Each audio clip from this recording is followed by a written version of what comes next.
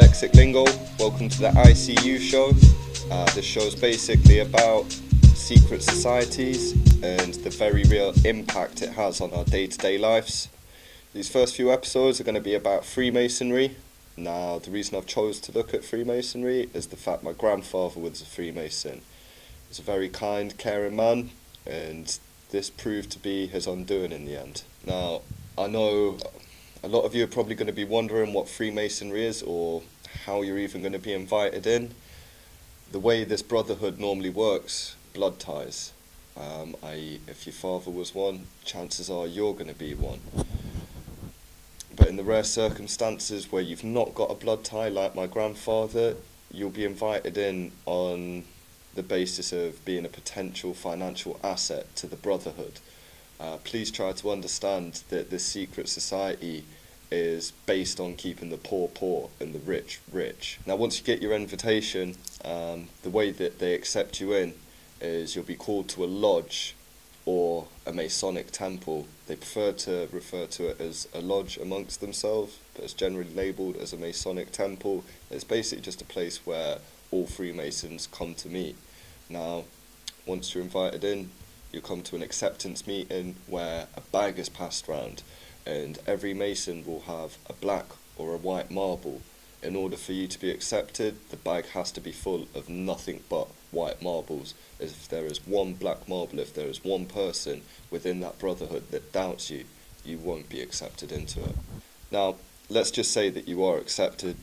You'll go through a series of bizarre rituals where you'll get called to the lodge, you'll be given some blue pyjamas, they'll roll your left leg up at this point, you'll stand on your right leg with your left leg lifted, and you'll repeat an oath. A complete oath, I don't know, off by heart. But I do know, at the next point, you'll have a blindfold put over your eyes. They'll put a noose around your neck at this point. You don't know it's a noose at this point, but then you get a knife to the chest.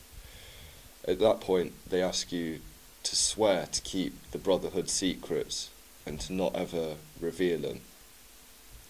After that, they'll push you off a little ledge, asking you if you have faith in your brothers. It's only a small ledge, but they call it the leap of faith. They try and make out to you that you're on a higher up ledge than you actually are. The reason all of this is going on, it's to get you used to being buoyed. It's to get you used to being demoralised, dehumanised even, if you like, and to not question the brotherhood's judgment, to have absolute faith and adherence to the Grand Master's words.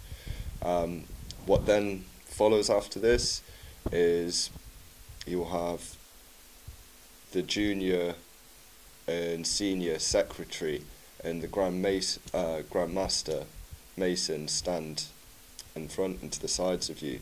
They'll pretend to kill you at this point and lay you down either on a cloth with a coffin on it, or an actual coffin, or a hole in the ground that's coffin shaped, and you'll be pulled back out of it.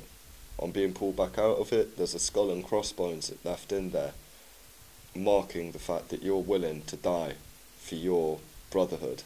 Now, this all might seem very silly and irrelevant, but when you actually start breaking it down and looking at it, the whole left leg being rolled up, and you see how that's infiltrated into gang culture, the whole death before dishonour comes from Freemasonry.